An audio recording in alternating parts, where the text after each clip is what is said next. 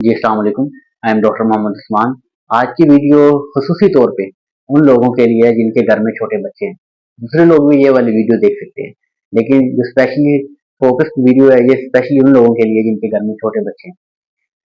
कई दफ़ा हम लाड के अंदर बच्चों को ऊपर उछालते हैं, कई दफ़ा हम लाड के अंदर बच्चों को ऊपर फेंकते हैं हवा के अंदर। माँ-बाप प्यार से ऊपर फेंकते हैं, कोई बड़ा बहन-भाई होगा वो ऊपर फेंकेगा, कोई रिलेटिव होगा वो बच्चों को ऊपर हवा के अंदर जैसे लाड से हम लोग फेंकते हैं बच्चों को।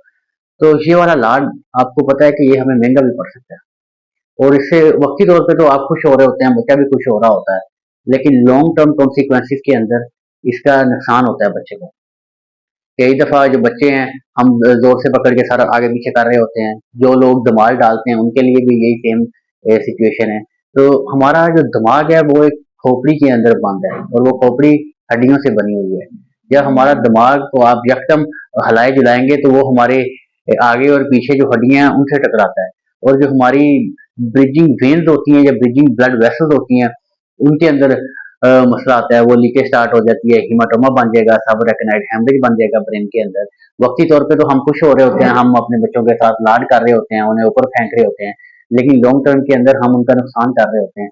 आपने देखा होगा कभी आप बच्चे को ऊपर फेंकते हैं, चाहे वो रेयर केसेस में हो, लेकिन आप ऊपर फेंकते हैं उनके साथ, ऐसे खेल रहे हैं तो वो उसे मतली आएगी, उल्टी भी करेगा, उसके सर के अंदर दर्द भी शुरू हो जाएगा, कई दफ़ा तो झटके पड़ने भी शुरू हो जाते हैं बच्चों को। तो ये वाली चीज़ है ना, इसका हमें खसूसी तौर पे ख्याल रखना है। हमारी तरफ से तो वो लाड होता है, लेकिन बच्चों के लिए वो सारी उम्र का रोग बन सकता है। जो लोग महफिलों के अंदर जाते हैं, या कोई कव्वाली चल रही हो या कोई और ऐसी सिचुएशन हो जिसके अंदर वो धमाल डाल रहे होते हैं, बहुत जोर-जोर से सर हिला रहे होते हैं अपना, तो उनके लिए भी सेम ही सिचुएशन है। उनकी भी जो ब्रिजिंग ब्लड वेसल्स होती हैं, ब्रिजिंग वेन्स होती हैं, उनके अंदर लीकेज आ सकती है, हीमाटोमा बन सकता है, हेमरेज हो सकता है, जिसके बाद के अंदर बहुत लॉन्ग टर्म कॉन्सिक्वेंसेस आते हैं देखने में। हमें पता कैसे चलेगा ये मसला हो गया बच्चे के साथ? तो जब आप लोग बच्चे को ऊपर फेंकते हैं तो उसका जो रंग है वो जर्द हो जाएगा, उसके जो हाथ-पाँव नीले होने शुरू हो जाएँगे, वो उल्टियाँ करने लग जाएगा, सर में दर्द होना शुरू हो जाएगा। तो इसका इलाज आप घर में तो फिर आप इसका इलाज भी नहीं कर सकते, क्योंकि ये दिमाग का मसला आप लोगों ने बना लिया है। तो इसका इलाज तो सारा हॉस्पिटल बेस्ड है, हॉस्पिटल में इसका एमआरआई होगा, सीटी स्कैन होगा, हॉस्पिटल के अंदर इसकी जो ऑक्सीजन सैचुरेशन है उसे मेंटेन किया जाएगा, उसके बाद जो ब्लीडिंग होगी उसे देखा जाएगा। तो खास तौर पे अपने बच्चों का ख्याल रखें, उनके साथ ऐसे खेल ना खेलें जिनसे उन्हें नुकसान हो।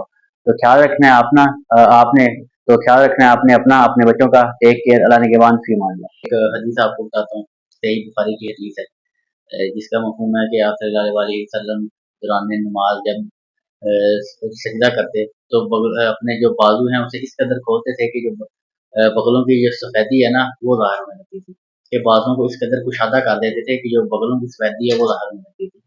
तो हम लोग जब नमाज़ पढ़ते हैं तो कई दफ़ा अपने बाजू बिल्कुल अपने जिस्म के साथ फेरे होते हैं, कई दफ़ा हमने बहुत ज़्यादा खोले होते हैं। तो ना ही इतने ज़्यादा खोलने हैं, ना ही अपने जिस्म के साथ लगाने हैं। तो बस इतना रखना है कि जो आपने इमेजिन कर लेना कितना हो गया आपके जो बगलों की जो सफ़ेदी है वो ज़ाहिर हो रही है।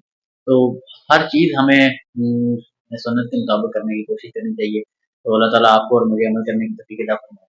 तो इसी के साथ ख्याल रखें अपना, अपने बच्चों का। टेक केयर, अल्लाह निगहबान।